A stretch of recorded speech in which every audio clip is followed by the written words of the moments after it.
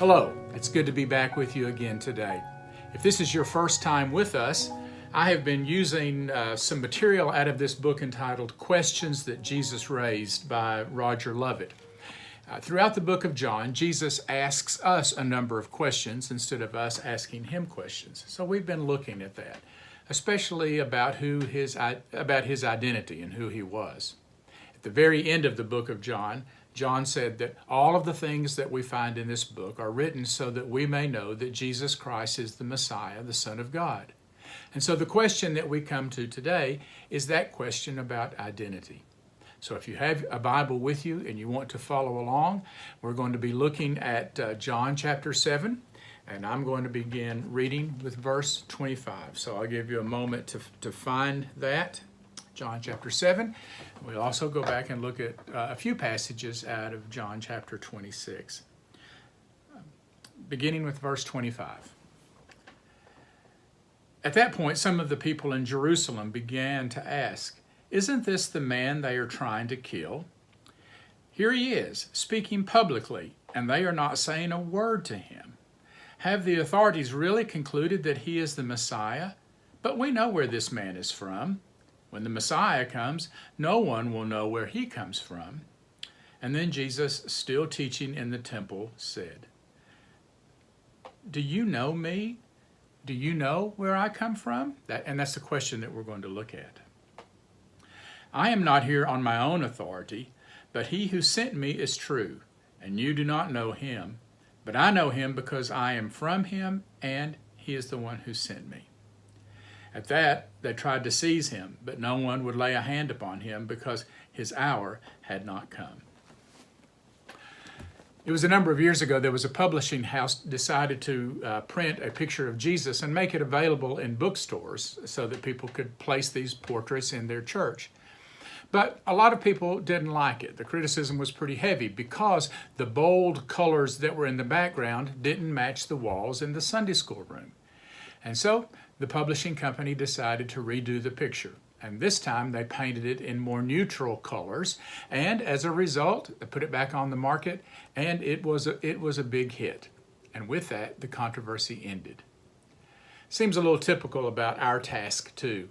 We are either going to live with this very bold picture of Jesus that the gospel writers paint for us, or we're going to alter the picture of that they present to us in order to fit maybe our own opinions, our own tastes, and our own times. In fact, that was one of the first heresies of the church. It was called Gnosticism. The question was, who is Jesus? Is he a man? Is he God? Is he somebody who only looks like a man or appears to be a man? If he is God, is it possible for God to suffer like people do? So those were important questions that the early church tried to answer. Rabbi Harold Kushner wrote a book a few years ago, and many of us have read it. It was called When Bad Things Happen to Good People. He tells a story about how that when their son was 3 years old, he was diagnosed with a very rare disease in which he would age quickly. He would not grow over 3 feet tall. He would never have any facial hair or any hair on his head or his body. And as an early teen, he would die as an old man. After his death, there were many people who came to comfort the Kushners. And they would say things like, "Well, this is God's will that this happened," or "God took the boy so that the boy could be with him," or "God did this in order to make you better people." Kushner said he was horrified at all of those responses that came. And so he began to ask that question that many of us ask in similar circumstances. Why would God do this to us? Is he trying to punish us for some sin that we've committed in the past or sins we've committed? What is it that we have done that we deserve something like this? And so, in essence, he wanted to know, what kind of God is out there running the universe after all? Well, John helps us to understand the answer to that question. And he tells us that if we want to know what God is like, then we need to look into the face of Jesus. And so that's the question. Jesus says, "You know me? Do you know me? Do you know where it is that I'm coming from? I'm not here by my own authority, but there is one who has sent me. He is the one who is true. You don't know him, but I know him because I am from him, and he is the one who sent me." And so this is an important question, because if we can understand the nature of Jesus, then we can begin to understand the nature of God. And when we understand the nature of God, then we can begin to understand the nature of people, which is that you and I are created as sons and daughters of the Most High God. But now, how did the people in John's day hear these words? Well, they answered in terms of the environment that Jesus was in and also some of his heritage. If you go back to chapter 6, verse 42, they say, "Isn't this Jesus, the son of Joseph, whose father and mother we know? Well, how is it that he says now, 'I have come down from heaven'?" That didn't make sense to them. Chapter 7, verse 27 says, "We know where this man is from. We know that when the Messiah comes, no one will know where he comes from." So, in other words, this man can't be the Messiah. You see, the people in Jerusalem spoke about his background. "Hey, yes, we remember when. We know he's from Nazareth. We know his brothers and his sisters. We know them by name." They answered really like a lot of us answer. "Oh, sure, I know him. He's 6 feet tall. He has dark hair. He has a beard. He's the son of a carpenter. He's from the house of David. He's strong. He has a face like ours. He comes from a background like ours." He could never be the Messiah. We're much too familiar with him. But then the question always lingered, how did Jesus get such teaching? How did this man know so much without having the education that would have provided that? Yes, he had some enemies. He came late to weddings and to religious festivals. He looked more like a brother than he did look like a god. He told stories about ordinary things that were not very religious, like sowing seeds or finding lost coins and lost sheep and lost boys. He talked about kind of unlikely things like Samaritans who were good. He gave respect to people like women. That wasn't done. The crowd had an answer. "Yes, we know him. We know all about him. He was born in a stable. His mother was pregnant before they got married. Yes, we know. How could he be the Messiah? Because the Messiah says that when he comes, he'll come out of the blue and that people will love him and he's going to change the world." But they didn't really know Jesus. They knew his background. They knew facts and figures about him, but they didn't really know him. Because the reality is, there's more to us than just facts and figures.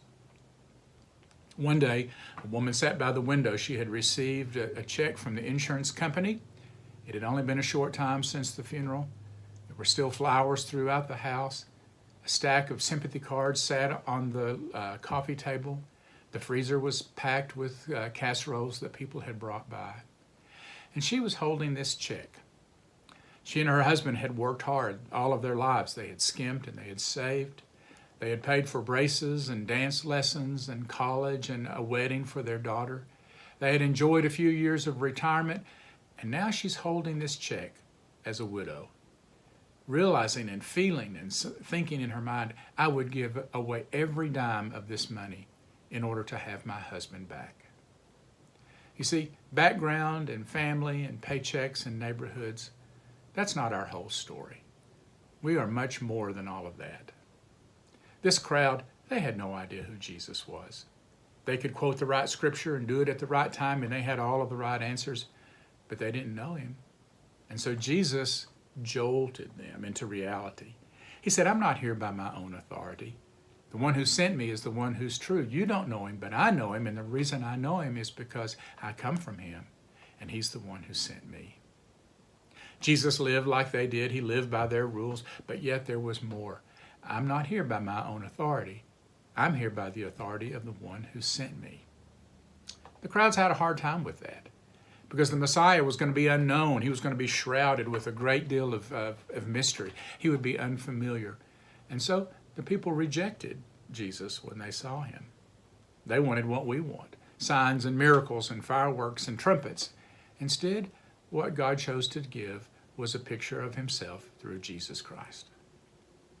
And you know, we've lived long enough to know that we're not really going to meet Jesus in the stained glass windows of our congregations and our churches, but we meet him out in the experiences of life. Go back to that widow, if you will, for just a moment. She sits there in grief by the window with the check in her hand from the insurance company. And she remembers her husband, not by facts and figures, but she remembers who he was. Things that she knows about him are not going to be in any kind of record book. Some people thought he was gruff. Some of the children in the neighborhood were even afraid of him. But she knew he wasn't like that. She remembers the first years of their marriage when they had hardly anything to live on. She remembers the funny ways that he told stories. She remembers the day he came home from the war. She remembers the day that he lost his job and he cried when he went out into the backyard where he thought that no one would see him. She remembered how he loved baseball and how he loved to plant a garden and he loved to smoke these terrible smelling cigars. She sees her husband as he really was. And the reason for that is because she saw him through a lifetime of experiences. Jesus wasn't talking about doctrine here when he asked, "Do you know me?" He was talking about experience. Do you experience me? Do you really, really know me? From Jesus, we learn a lot. We learn about how we are to live on this planet. We learn that we are never alone because he is with us, Emmanuel. Jesus said, "Do you know me? Do you know where I come from?" Well, yes. We see him in the pages of the New Testament, and we see how his cup just seems to run over with so many good things. We see how he gives meaning and hope to life, and therefore we can understand that we can have those things too. Why is it? It's because he's one of us. Emmanuel, God with us. So, do you know him? I mean, not really know him. Experience? Have you experienced him over your lifetime? And if so, who would you say that he is? Think about that a little bit this week, and we're going to come back with another question middle of next week. I look forward to seeing you then. Have a great day.